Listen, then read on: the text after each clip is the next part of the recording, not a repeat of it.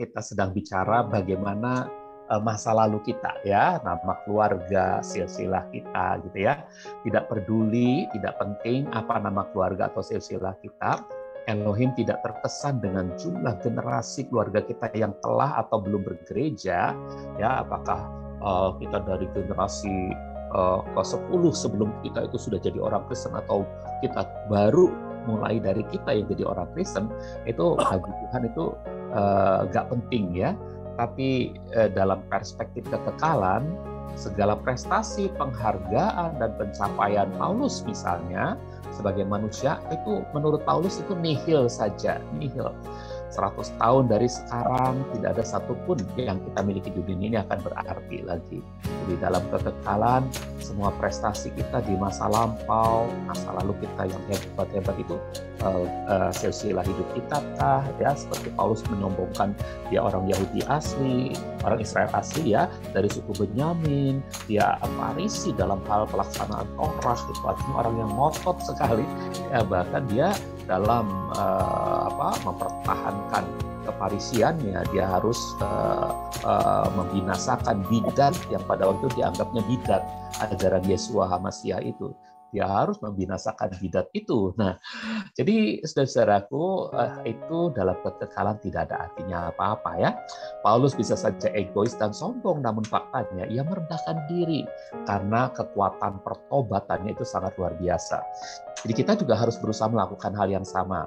Semakin besar Tuhan memakai kita, semakin kita harus berlaku rendah hati, sebab kita ingin memberikan segala kemuliaan hanya bagi Tuhan. Tuhan kita, Yeshua HaMashiach. Tuhan kita, Yahweh, Beshem Yeshua HaMashiach Weruah HaKodes, ya. Yahweh dalam nama Tuhan Yeshua HaMashiach dan Roh Kudus, itu yang harus kita tinggikan. Saudara, kita harus rendah hati seperti guru kita, seperti Tuhan kita, Elohim kita, yang merendahkan dirinya, bahkan menjadi seperti seorang hamba yang membasuh kaki murid-muridnya. Bahkan lebih parah dari itu, dia rela mati untuk kita. Mati di atas kayu salib, sebuah kematian dan cara kematian yang pada zaman Romawi itu siksaan yang paling terkutuk, ya. Oke, saudara-saudara, jadi hal ini sangat kontras dengan daya tarik daging yang selalu menggoda kita, ya, apalagi orang-orang yang bertalenta. Kalau saudara misalnya Tuhan beri talenta kesembuhan, hati-hati saudaraku, iblis bisa menggoda kita, dunia bisa menggoda kita untuk dikuasai oleh kesombongan dan arogansi.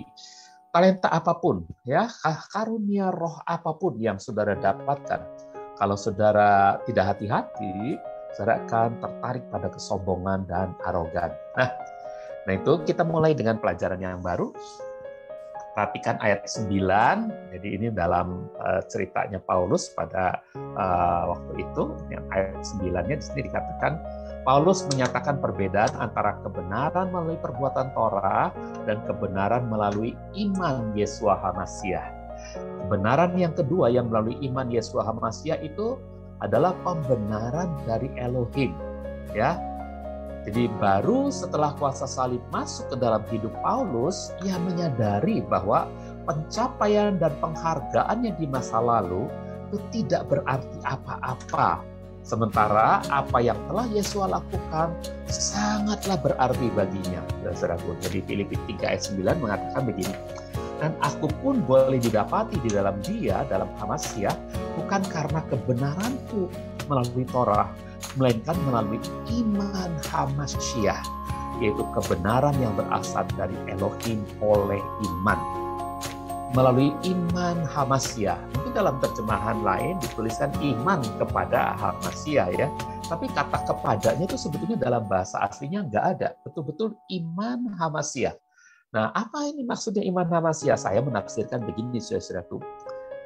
Jadi iman kita ini sebetulnya dari mana sih kita belajar? Semuanya yang kita pelajari, berbicara kah, berkomunikasi kah, mengasihi kah, percaya kah, itu belajarnya dari Sang Pencipta kita. Pokoknya segala yang baik kita niru dari Pencipta kita. Kalau kita punya iman, itu berarti berasal dari iman Dia juga. Nah, Pencipta kita itu punya iman, ya. Makanya Dia ciptakan manusia, ya. Dia punya iman, makanya Dia penebus manusia. Nah, di sini coba bayangkan, andai kata Hamasyah tidak punya iman, dia melakukan penebusan, pengorbanan di atas kayu salib, dia tidak percaya bahwa akan ada manusia yang merespons pengorbanannya. Kalau dia nggak punya iman, tapi karena dia punya iman bahwa walaupun mungkin ada yang menolak, tapi manusia akan ada yang merespons. Dan itulah yang disebut pengorbanannya tidak sia-sia, saudara-saudaraku. Jadi karena iman Hamasyah itulah, maka kita dibenarkan, saudara-saudaraku. Kita dibenarkan, ya. Nah, jadi inilah yang kemudian menjadi iman kita, ya. Jadi segala hal yang baik itu kita pasti belajarnya dari pencipta kita, ya, dari pencipta kita, saudara. Oke, jadi tanpa anugerah Tuhan kita itu bukan apa-apa. Ayat 10 sampai ayat 15, ya. Kesimpulan dari tulisan Paulus ini sebagai berikut. Jadi ini bisa dibandingkan ayat 10 sampai ayat 15 dalam Filipi tadi, Filipi pasal yang ke-3, ayat 10 sampai ayat 15, saudara bisa baca sendiri, ya. Itu semuanya karena anugerah. Jadi kesimpulan dari tulisan Paulus ini sebagai berikut. Oke, dia membanggakan prestasi, silsilah, dan keberhasilan masa lalunya hanya untuk meletakkan hal-hal itu di belakang dirinya. Jadi pengalaman masa lalunya dia tinggalkan di belakang dirinya, ya. Karena di sini dikatakan untuk mengenal dia dan kuasa kebangkitannya serta persekutuan dalam penderitaannya, supaya aku menjadi serupa dengan dia dalam kematiannya. Setelah dia merendahkan diri, dia ingin lebih mengenal Yesua sehingga dia ingin menjadi serupa dengan Yesua dalam kematiannya, sehingga Paulus dapat juga mencapai kebangkitan dari antara orang mati. Jadi saudara, tujuan kita adalah kita juga harus mengalami kebangkitan dari kematian. Sebab orang yang mengalami kebangkitan dari kematian, ya, dari ini kebangkitan pertama, ya, itu mereka itu akan selamanya bersama dengan Tuhan, ya. Nah, tapi kalau yang dimaksud ini adalah kebangkitan kedua, itu saudara-saudaraku adalah orang-orang yang dibangkitkan dengan tubuh jasmani. Padahal yang dimaksud dengan kebangkitan serupa dengan Hamasyah adalah orang yang dibangkitkan dengan tubuh kemuliaan.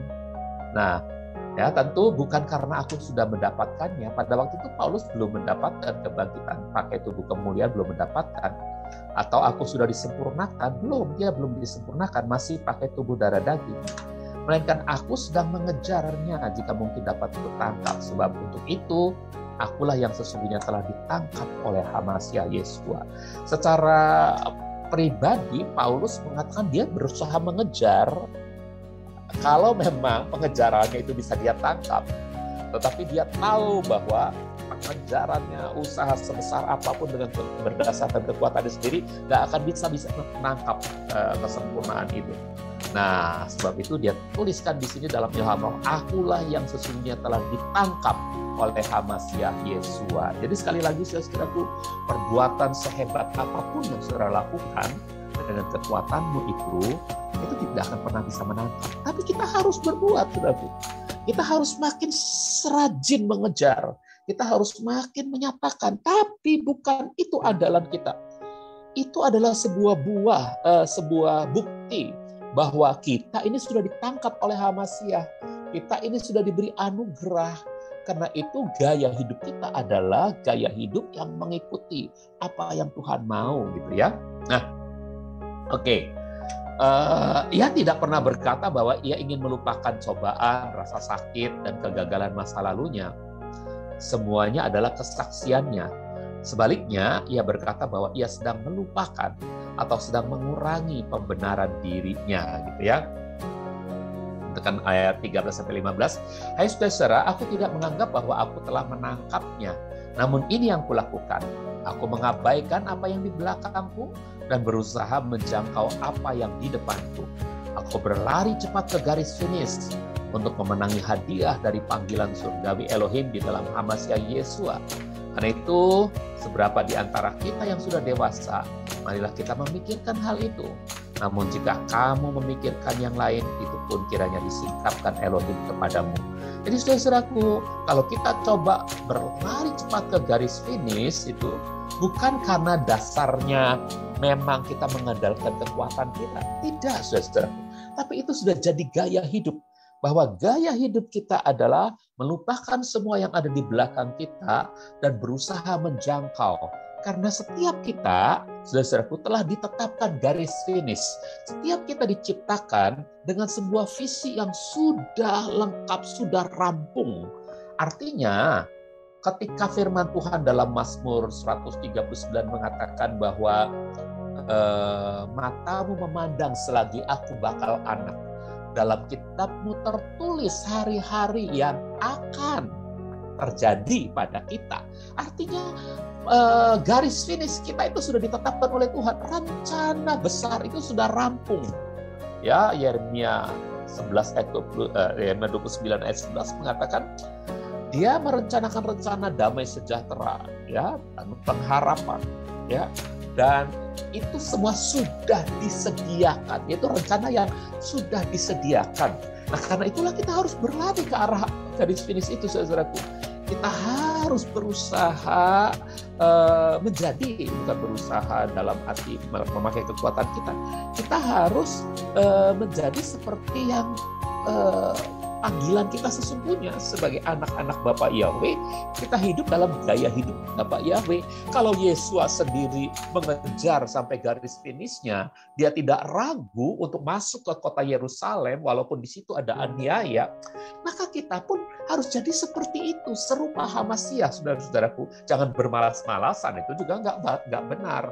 Kalau mengatakan, wah semuanya karena anugerah, saya tinggal santai-santai aja, semua udah beres kok. Bukan, saudara. Kita harus jadi serupa seperti Hamasiah. Nah, jadi bagi kita yang sudah dewasa, ayo kita pikirkan hal itu. Jangan lelah, ya, jangan kendor. Ayo kita menjadi seperti panggilan kita, anak-anak Yesua Hamasiah, jadi seperti bapaknya gitu ya. Anak-anak Bapa Yahweh jadi seperti bapaknya. Ya, oke. Nah jadi apa-apa yang merupakan kesulitan di masa lalu, rasa sakit dan luka di masa lalu, kegagalan di masa lalu, semuanya itu kita tinggalkan di belakang. Dan kalaupun kita ingatnya sebagai kesaksian bahwa kita sekarang diberi anugerah. Jadi semuanya adalah kesaksian. Sebaliknya, ya, dia berkata bahwa ia sedang melupakan, sedang mengurangi pembenaran dirinya.